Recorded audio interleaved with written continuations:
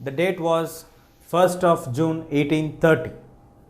The farmer observed that in his field there was a fire the last night, and his barn and haystack turned into ashes. Generally, laborer used to come and destroy the machines, the threshing machines, and sometimes they used to burn the entire farmhouses and they used to go away. They used to get like this number of cases in the coming months. The rich people were shocked. Why are the laborer coming and destroying the threshing machines? It was on 28th of August 1830 in the region of East Kent. Many of the machines were destroyed by the laborers. 387 machines were destroyed by the laborers, threshing machines, in the next 2 years. And the rich people, those who own a machine, used to get warning letters on the name of Captain Swing. Captain Swing had a brand in England. Actually, we don't have any person called Captain Swing. It is a mythical name or a mythic name, which is just an imaginary name written on the letters to warn the people. Laborers used to roam as bands at night time, come and destroy the machines and burn the farmhouses, and they used to go away. The people were suspicious, and as they are getting warning letters at night, they have the people roaming in the villages, in the towns, and destroying the machines. The rich people themselves, those who own the machines, start to destroy the machines because they are scared of what is going to happen. The government was very serious on this. Government arrested nearly 1976 people. In this, 9 were hanged and the rest 505 were sent out of the country, means transported, and then 450 were sent to Australia. 644 were sent behind the bars, were imprisoned. So government has taken a firm step. What is the reason? Why did the laborers react like this? For what are they fighting for? Why are they against the machines, especially the threshing machines? What happened to them? Why are they hating the machines so much? In order to find the answer for these questions, we need to look at the lesson. The lesson name is The Peasants and the Farmers. In this unit, we will be discussing how the peasants and the farmers reacted to the modern form of agriculture, how it has brought the day-to-day changes. In this, we will deal, and now we will come to know the answers for the questions what we have saw till now. Now, open fields and commons. Now moving on into the details, why did the laborers react in such a manner, so harsh, and destroyed the entire machinery? For that, we need to go into the details of the history to understand that. First, before 19th century, England is having open field system along the countryside, where there is no private allotment or blocking of the lands, or no partitions which enroll the private individuals to have their own lands. It is a common distribution, and every year they have a meeting in which all the farmers are allotted a certain strips of cropping. These strips also, they used to maintain one strip and the other strip very far away from each other, so that they get the combination of good and the bad soil fertility. It's not necessary that all the strips are next to each other. So they used to get differently in different corners, and everybody used to have a common share here. Everybody used to work here, and they used to pasture their cows, graze their sheep. They used to collect the fuel wood for fire. They used to collect the berries, fruits for food. They used to do fishing in the nearby rivers and ponds. They used to hunt the rabbits. Like this, they used to do many occupations, though their income is merely very less, but still they used to have fields. Along with that, they used to have their sheep, goat, or their cattle, or the fishing, the other incomes also, to help them to tide over the bad situations or the bad climatic conditions. But these all did not do much favor or did not bring great change in the lives of the farmers. Now, By the 16th century itself, some fields started to get enclosed. It's not only, they did not wait up to the 19th century. In some parts of the country, it started to get enclosed by 16th century. What is the basic reason for them to enclose the fields? The basic reason was the price of the wool has shooten up in the 16th century. So now the rich farmers and the landlords want to increase their sheep production so that the wool they can earn more profits. So they want to have a common land where they can breed their sheep. So now they don't want anyone to share their lands. So they decided to enclose the lands which earlier was common to all. And in this process, the rich farmers want to expand their territories so that they can have farms and sheep rearing happening on large scale. So they enclosed the common lands. Those whoever is there in the middle class or the poor people are staying in that. These people, those who have small cottages and all, these people were thrown out of their houses and that were occupied, and the poor were not allowed into the regions where they have enclosed them. So like this, they started to enclose the common lands into their private lands. Later, the individual landlords mainly did these all kind of activities. It was around from 1750 to 1850, nearly 6 million hectares of land was enclosed like this. It's not only enclosing of this, and the government did not do anything from the far. Government also played an active role in this. Government made 4,000 acts to ensure the legalizing of these enclosements. So now the acts which are done by the rich landlords were getting support by the government, and these acts were made to enable that what they have done is right, and they have changed the properties into the names of the rich landlords and made it sure that these all are legal things. So there is no kind of occupying some land or forcing somebody to send outside. Like this, government also started to give support to the rich landlords and started to deny the poor man's side. New demand for the grains. Earlier in the 16th century, the rich landlords used to do enclosures for the sheep farming. But in the 18th century, the situation was different. Now they are doing it for food grain production or grain production, to enhance the grain production. Why?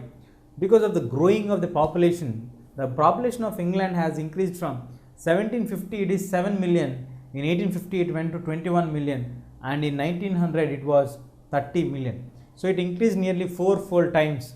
Now there was a good demand for the food grains. This they understood very well. So they started to enclose the common lands into their private lands. And the other factor which also contributed for the increase of the prices was the migration. People from the rural areas, they started to migrate into the urban areas because England is now in the turn of industrialization process.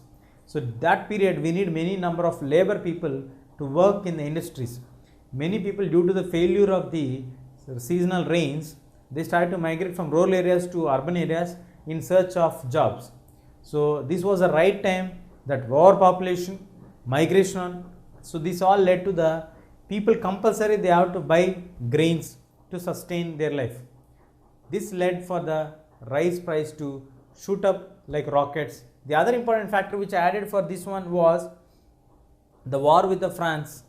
England was in war with France, and this also gave blockage in the trade from Europe to the other parts. So finally now it became, the cost of the grains became like a rocket price, where it has become very costly, and now these rich landlords turned their attention towards converting the food grain fields into their enclosed areas, and they want to have more control over more lands. As the profits flowed to them, they started to pressurize the parliament also to make the laws in favor of them. They want the laws so that these could not be unlegal or illegal acts. So the parliament also was pressurized, and parliament brought certain acts known as enclosed acts, which made these actions of the rich landlords as legal actions. Now in 1868, we are now discussing about the age of enclosures. We saw the reasons what made the rich people to make the lands as enclosed, the common lands into their private lands, and they are getting the legalization also for that. Now moving on further into the details, in 1868 England started to consume 80% of its production, and the rest, the 20%, has been imported or exported to the other countries depending on the situation. But as the population increased in any country, that would be followed by the food shortage system, because the population increases, simultaneously the production of the food grains do not increase in any country. But in England the situation was different. As the population started to increase, the food grains production also started to increase to compensate that balance.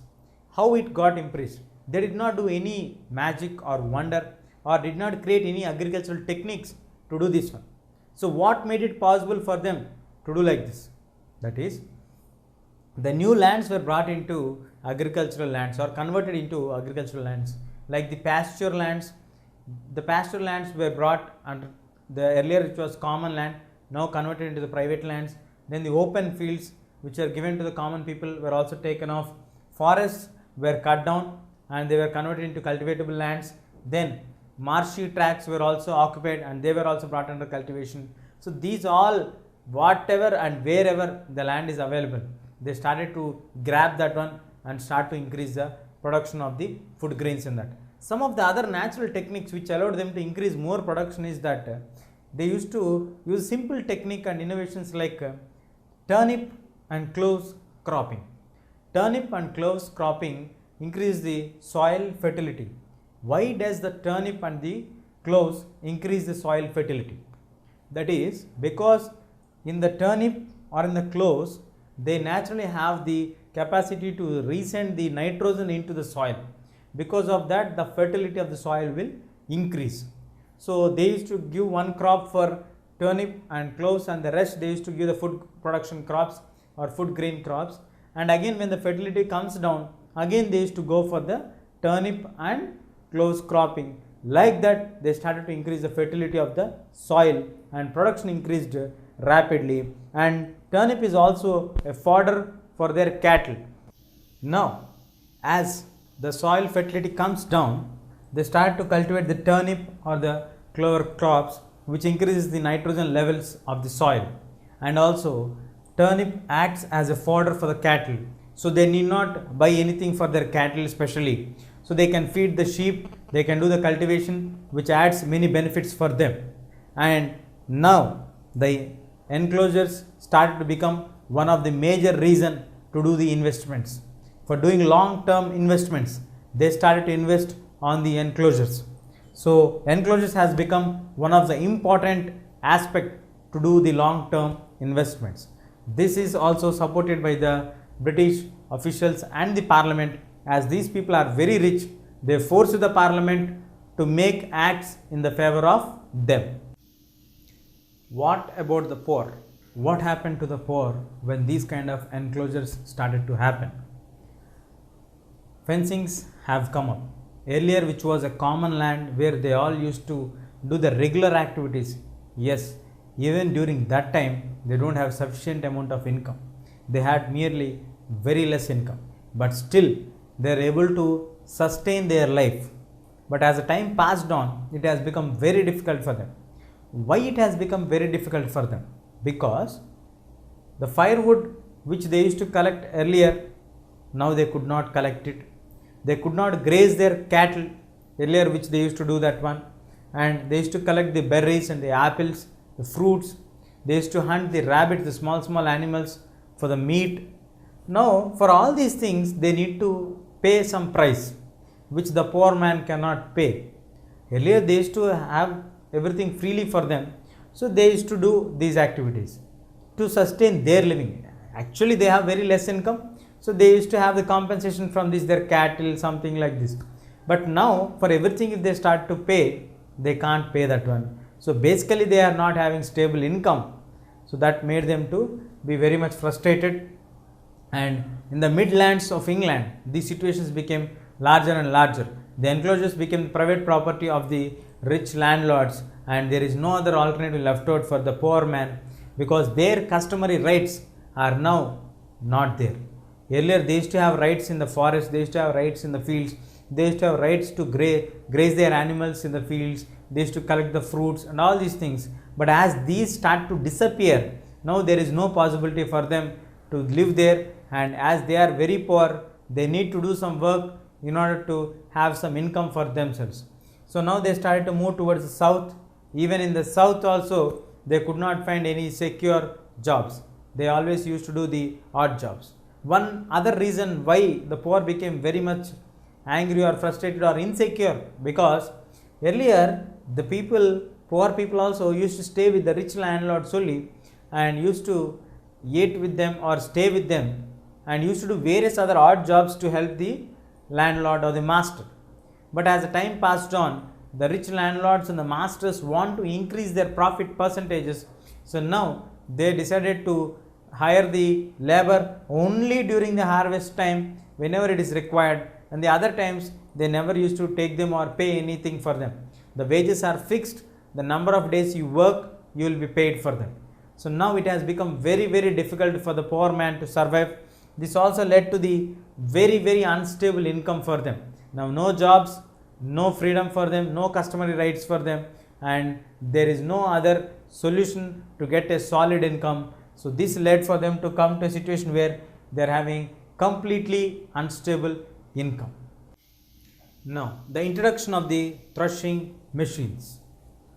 The Napoleonic Wars made the prices to go up.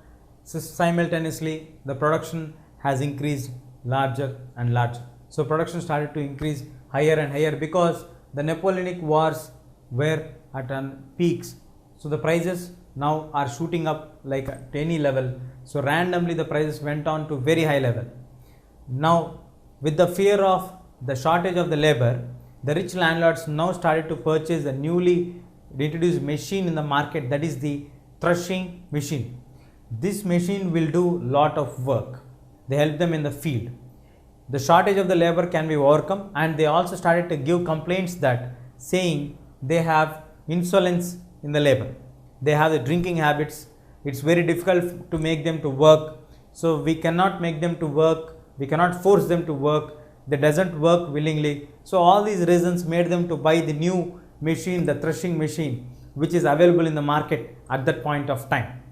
With this, the situation, it has become very difficult for the farmers or the poor people to find jobs. And simultaneously along with this, after the Napoleonic Wars came to end, the soldiers who were busy in the war now returned back to the villages, and now they need some alternative jobs to do. So in this process of searching the alternative jobs, the number of the unemployed people started to grow larger and larger in number, and with this the trade also between Europe and England started to restart. So with the restart of the trade, the price of the grains came down rapidly. When the price of the grains came down, again the rich landlords want to maintain that stability of economy. So they started to reduce the land production area, and they started to pressurize the government to put bans on the import of the grains and all these things.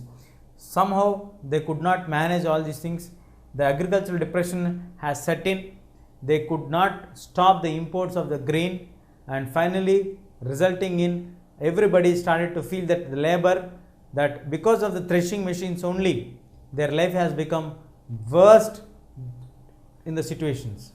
So now, having to the conclusion, why did they object the threshing machines so much? Earlier they used to have open fields where they used to have the customary rights. They used to collect the firewood, they used to graze their animals, they used to pasture their cattle, then they used to bring or collect the fruits, berries, they used to hunt the animals like rabbits, small animals, they used to do fishing in the rivers and the ponds and everything. Now these all started to disappear. They are finding very difficult to find even a job, and that job was also highly insecure. The wages are very low, those are fixed and seasonal. So it has become very difficult for them to find any job, and they were thrown into the clutches of unstable income groups. Maybe this is the main reason why the people hated the threshing machines so much. This is the story behind why the people in England hated the threshing machines and burned them into ashes, because they are worried about their future. They believed that the future was completely destroyed after these machines were brought into place. Now, moving on to understand breadbasket and the dust bowl. How did let's cross travel through Atlanta of United States? How did USA turn as the breadbaskets of the world? Earlier, when we compare with the England's changes in the 16th century to 18th century, in USA we don't have that much changes happening. It was completely covered with forest around for 800 million acres and grasslands for 600 million acres. So it is completely covered and there is no much agricultural practice going on there. Then how did it get converted into the bread baskets of the world? That is the main agenda what we are going to discuss now. So by 1780s, the white Americans were restricting themselves only to the coastal strip on the eastern side. They used to stay on the coastal strip region, and the Native Americans are basically nomadic people. Most of them, they live in groups and some of them are settled. So these people, the nomadic people, used to do the occupations like hunting, gathering and fishing. They also used to do the cultivation of the crops like corn, bean, tobacco and pumpkin. Along with this, they are famous for their trapping skills. They used to trap. They are the excellent trappers and they used to do the beaver's fur. They used to export this to the England people for many centuries. Now moving on to the new changes which happened in USA was the people, the white people who used to restrict themselves to the coastal regions started to move towards the west and displace the original Native Americans from there. So with the displacement of them, the changes started to occur. These whites occupied the lands there and converted them into the agricultural vast regions. So what happened? Why did these people move from the coastal areas towards the western side? What happened to the local people at that time? How did they react? These all we will discuss now. Now moving on into the details. Why did the Americans move from the eastern coast to the western side? It was during the war period, American War of Independence, that was fought from 1775 to 1783. After the war was completed, now Thomas Jefferson became the president in 1800. So the 7 lakh Americans looked at the west as a land of promise. Why it is looked as a land of promise towards the west? It has been wilded. It has been filled with forests. It has mountains. It has lot of forest animals or wild animals living there. The forest, it has huge reserves of timber. The timber can be exported. Cut the trees and export the timber. Do mining, gold and mineral mining in the mountain ranges. And at the same time, hunt the animals, sell the hides and the parts of the animals. So like this, it looked as a land of promise for the Americans, which also meant that the local native Indians have to be displaced. Yes, the settled Indians in America have to be displaced from there. Then only the Americans can fulfill all the dreams of land of promise towards the west. The government headed by Thomas Jefferson also was committed to this, to weed out the Indians from there towards the west and from there still further towards the west. So these 7 lakh people of white Americans were moved towards the Appalachian Plateau, from where the initial war started between the Indians and the whites. Number of wars were waged. They were numerous. Indians also gave a firm resistance for that. They won some battles. They were burnt alive. They were destroyed. Then they also displaced many of them. Like this, many of them were massacred. After all these incidents, finally the Indians have to surrender. They have to move towards the west near the Mississippi region and further west again. In the process of doing cultivation, after cutting down the crops, they have slashed, they have burnt everything and they started to cultivate the large lands. First they have sown this corn and then wheat. In the initial years, they have got good profits because they yielded good results. But after a couple of years, the soil lost its fertility. Then they start to find out the new lands and they used to explore the new lands and further move westwards and still westwards. Finally, only in 1860s, they were able to move to the region of Great Plains in the Mississippi region or around the Mississippi River region, where the most fertile bit of America lies. Then it started to dominate the entire world in the production of bread for many years, especially for wheat.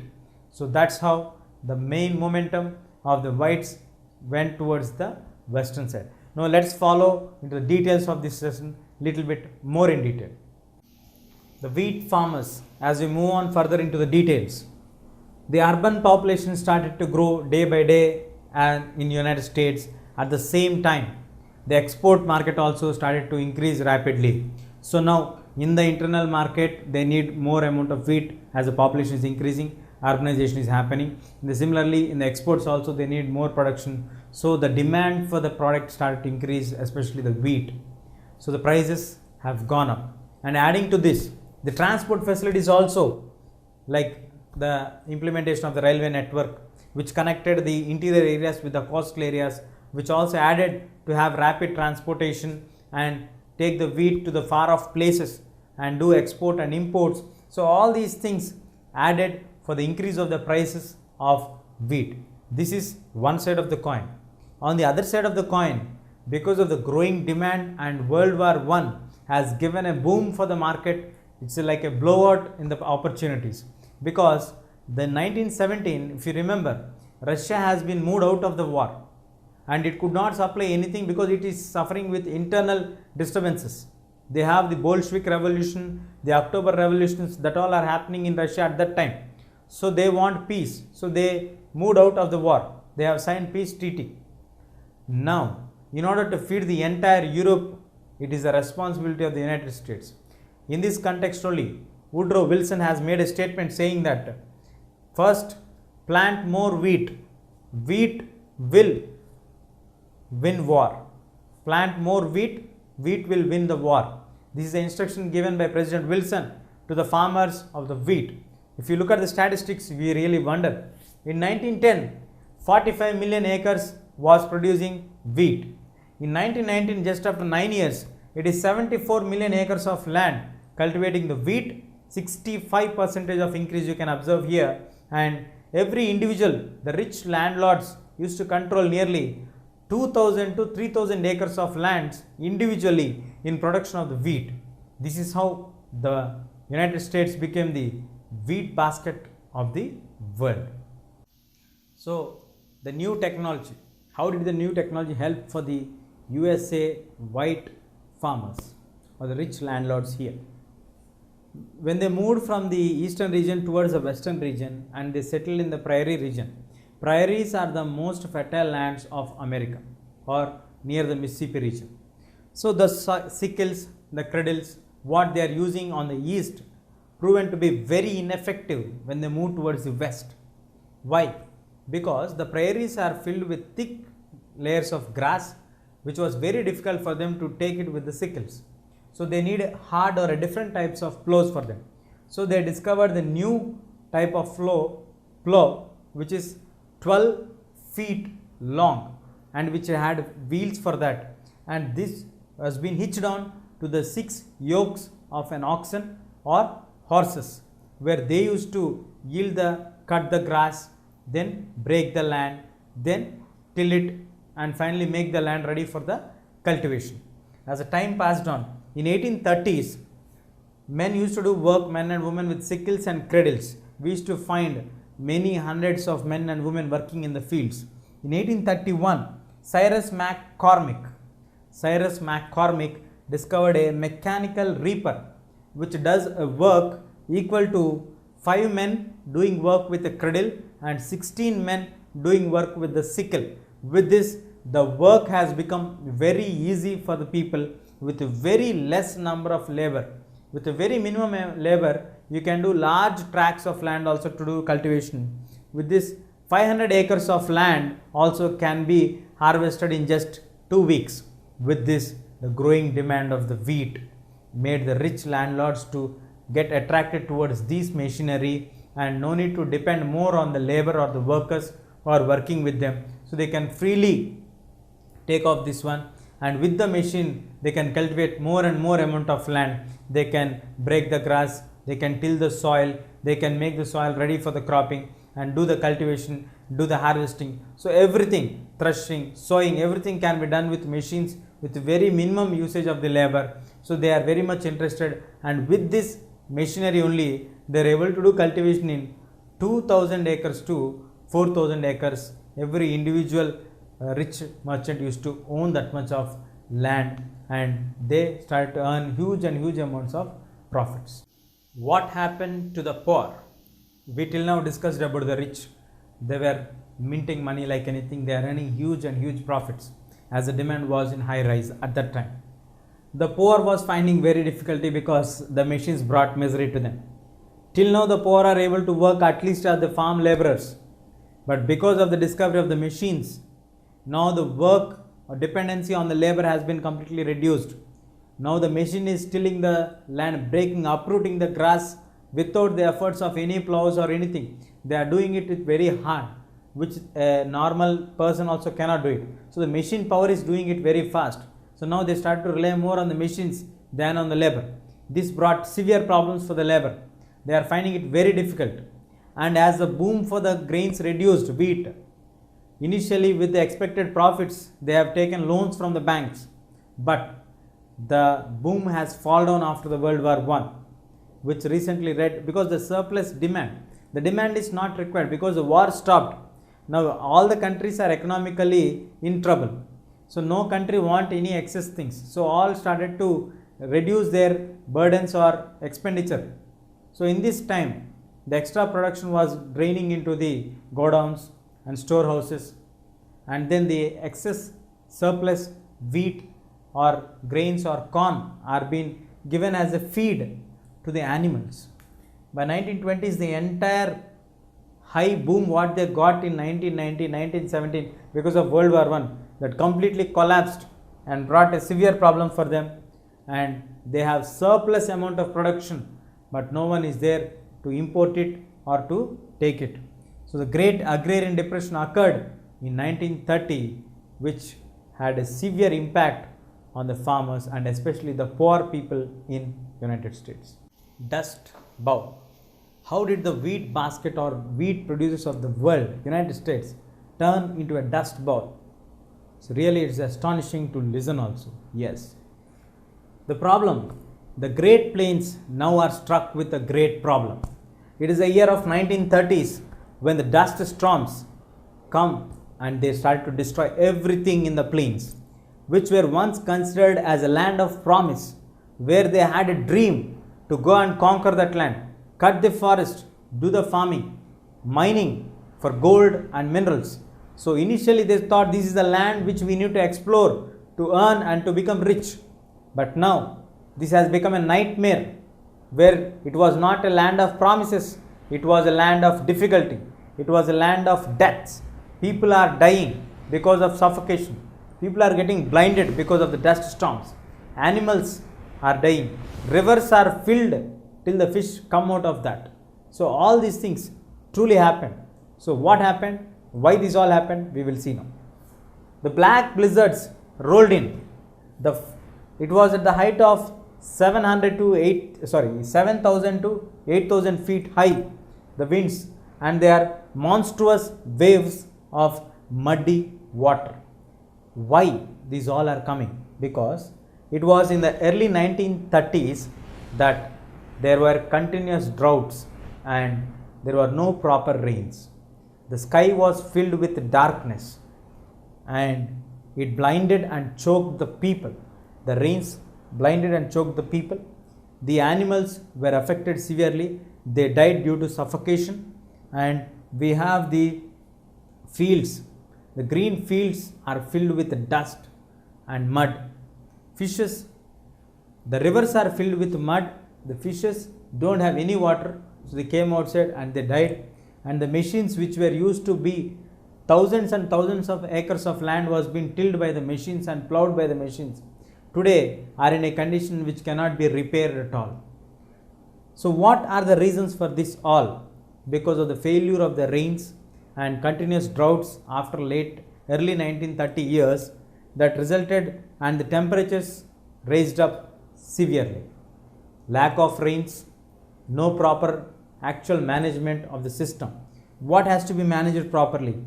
When the machines are plowing it, they plowed and stripped off the entire grass which is there in the steppes or the prairies. When we discussed about the prairies, we first discussed that the cattle or the sickles what they are using or the cradles what they are using were not proven effective. Why they were not proven effective? They are very deep, the grass roots are very deep. So they discovered new plows and they uprooted everything and they broke the connectivity between the mud and the grass which used to hold that one, and this mud which got off from the grass, now it became dry, and because of continuous failure of the rainfall and severe droughts, this mud turned into sand and it started flying with the air. As the wind is coming with a furious energy and force, this started to carry the entire dust and mud and everything and started to destroy everyone's life, which was once a land of promise. Today it's a land of nightmare. Now the people of United States, the whites who want to settle here, understood that every region has its own importance and the ecological balance has to be maintained. If you do not maintain that, this would be the effects of that. With the expectations of huge profits, they stripped off all the grass from the prairies. The result of that was the dust storms. Indian farmers and the opium production. Now we are going to discuss what happened in India and what was the influence of the colonial system over the Indian peasants and the Indian farmers. Let us see here. After 1757, that is the Battle of Plassey, this battle marked the official beginning of the British rule in India. After this, that is in the Battle of Plassey, the Siraj-ud-Dowlah's team gets defeated in the hands of the Britishers. Then they take over the control of the Bengal.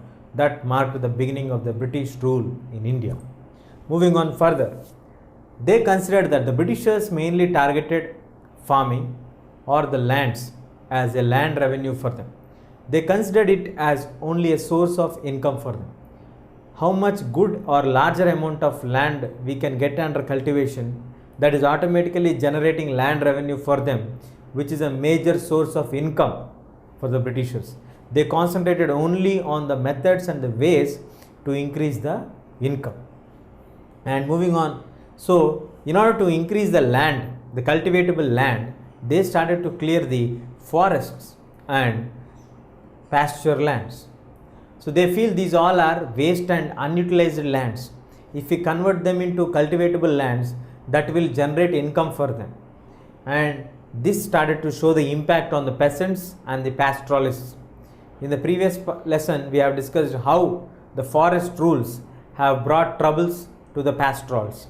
Then they brought certain new rules and regulations restricting the free movement of the peasants, farmers, pastorals, all these people into the forest region. Like that, they brought certain rules and regulations which started them to fall into the clutches or the troubles because of the British rule. And they started to grow now the indigo and the opium. Indigo and opium has become the two major crops which are grown in India during the colonial ruling period.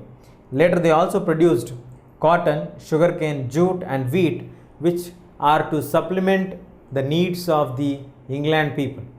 And they also produced wheat, cotton, jute to supplement the requirements of the mills in Lancashire and Manchester, which are located far away, very long in England.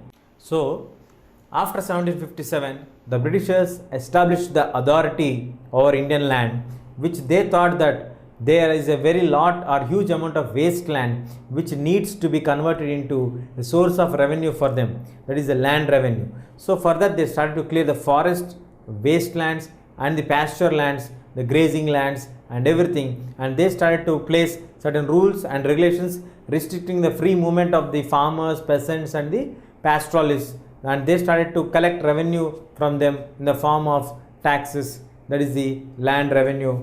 So like that, they are now forced the Indians to cultivate indigo and opium, which is their requirement, which they want to sell in their country and the other countries. So they also targeted to supplement the raw materials which they required for their mills that should be produced here, because a vast amount of land is available where they can produce their raw materials. So how did the Indian farmers react to this? Did they accept this one, or did they reject this one, or any revolts have taken place, or what was the condition why the farmers reacted like that? These all aspects we will be looking at now. A taste for tea. In the previous part of the lesson we discussed that how did the establishment happen and what was the reaction of the farmers in India about the cultivation of opium. The story or the history of opium gets linked with the relation between UK or England and China. So we will now find out how it has been linked. The history of opium. Earlier the Britishers started to buy tea and silk from China.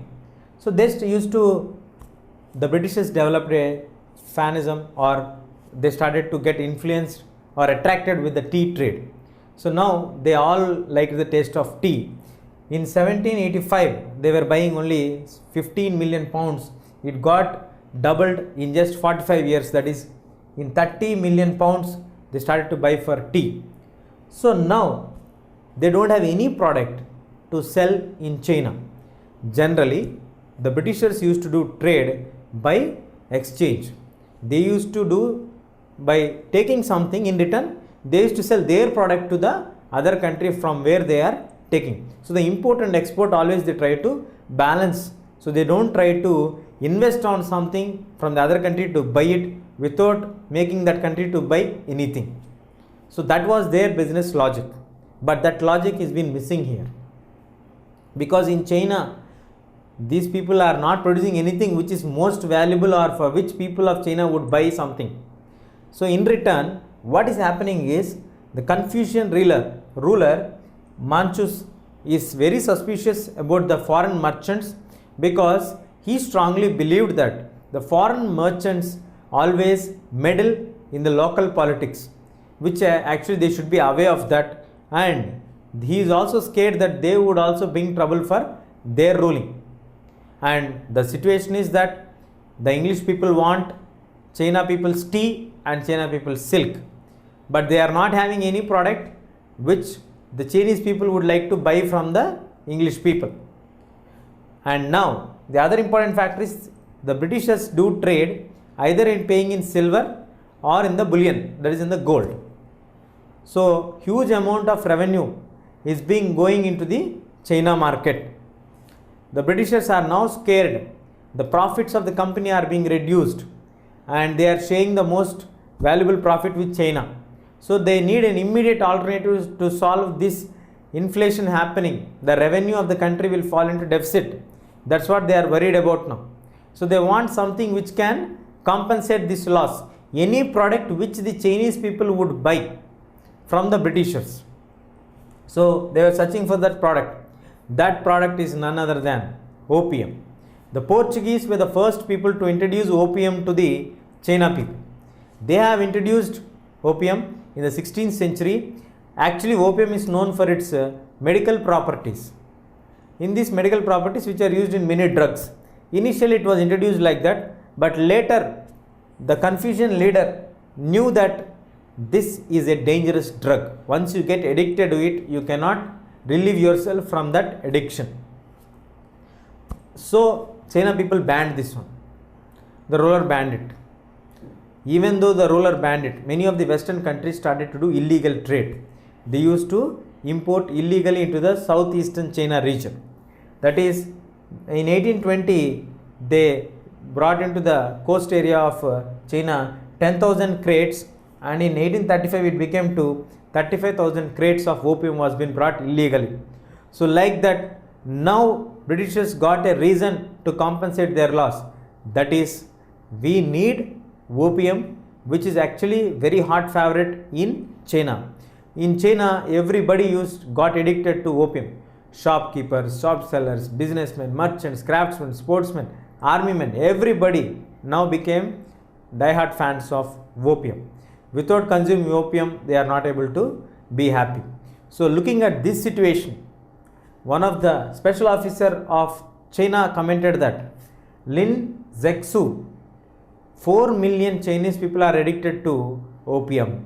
And British doctor Canton said that there are nearly 12 million people who got addicted to opium in China.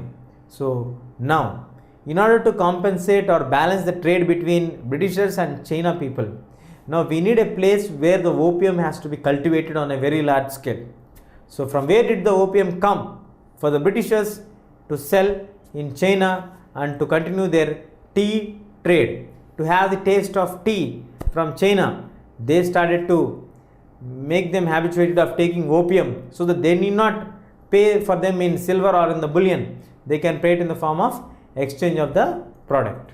Now, how did or from where did the opium come to supply in large quantities to the Chinese people? Because the English is interested in the taste of tea which is coming from China. So the Britishers want tea from China.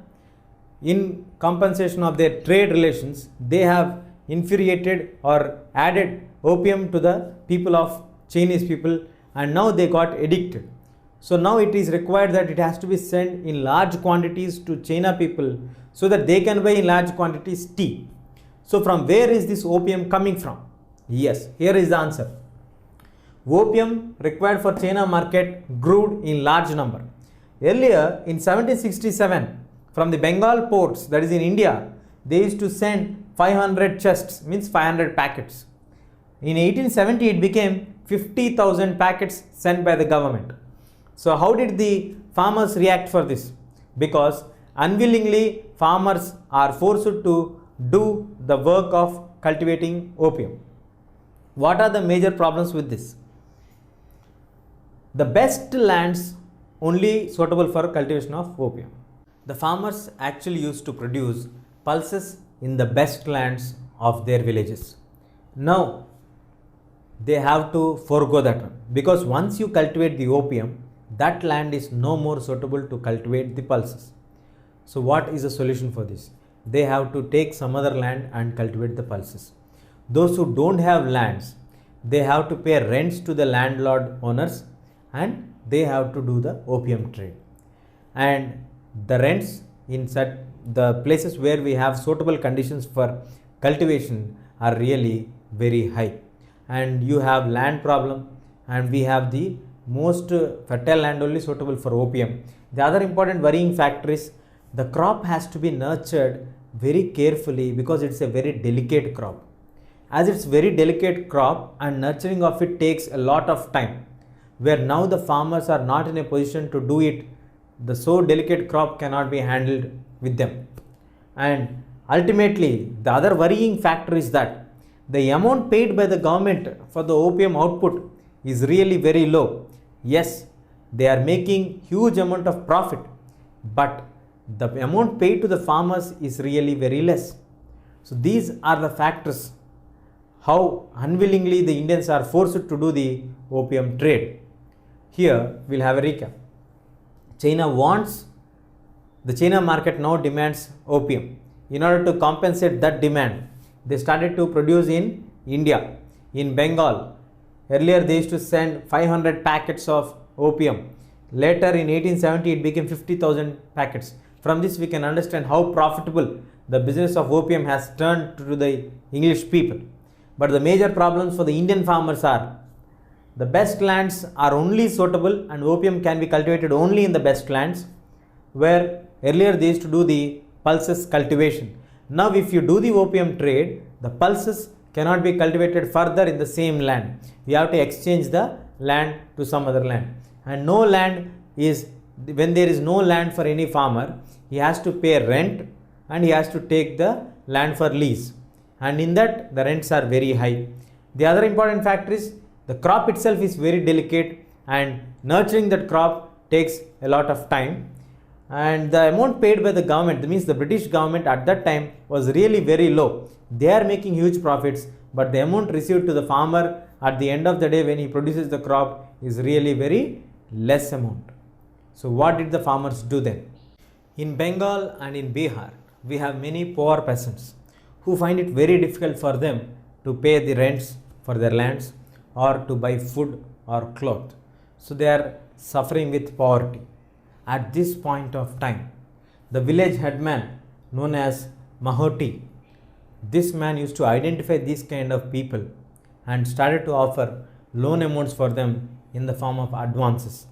So when you take these advances, the poor peasants initially thought that we could now be relieved from our problems which we are having right now. The immediate problems can be solved, and they went ahead by taking these loan amounts. After taking these loan amounts into their hands, later then only they came to know that now they are tied up with the government through the village headman. This village headman acted as an agent between the government and the poor peasants.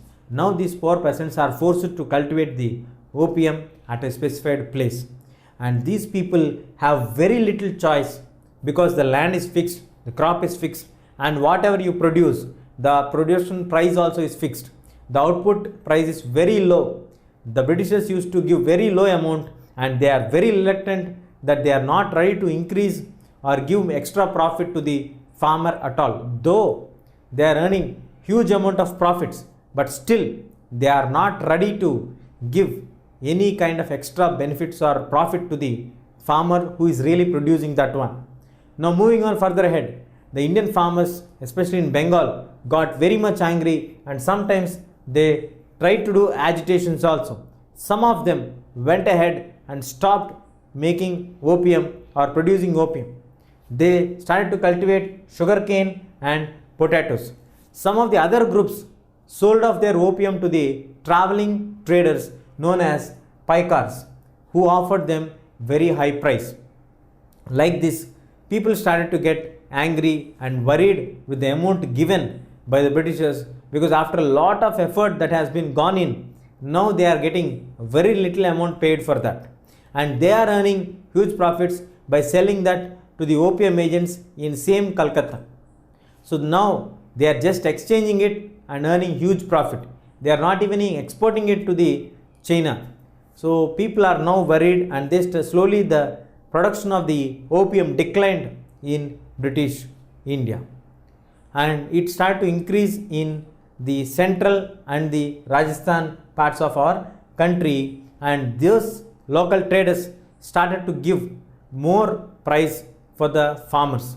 In turn, the Britishers are now very much unhappy with the growing price value for the opium for the farmers. Why the farmers are demanding so much? Because on the other side of India they are getting more profits, and they are giving equally to the farmers also. While in the Britishers' rule, they established complete monopoly, and anyone who tries to bargain or ask something, they would deny them and they would punish them. So the other side, this started to grow more actions against the Britishers. The farmers now started to compare both of them. It became so violent that in Rajasthan and central India, the trade used to be carried with armed bands, which is so severity between the trade that we can understand here. And later the British considered this as an illegal act and ordered his agents to confiscate the entire opium and destroy that one. So with these orders of the British officials, the agents confiscated the opium and destroyed the opium in central part of India and in Rajasthan, which triggered issues between the Britishers and the local traders of India, which were actually not part of princely states, which were actually separate from British India. They have their own kings, so they have their own authority to rule them. So who are you to dictate some terms and conditions for us? So all these issues were burning and continued till the opium trade continued with India and China. So like this, the effect was felt in every corner of life on the colonial system, but it was not similar in all the cases and in all parts of the world.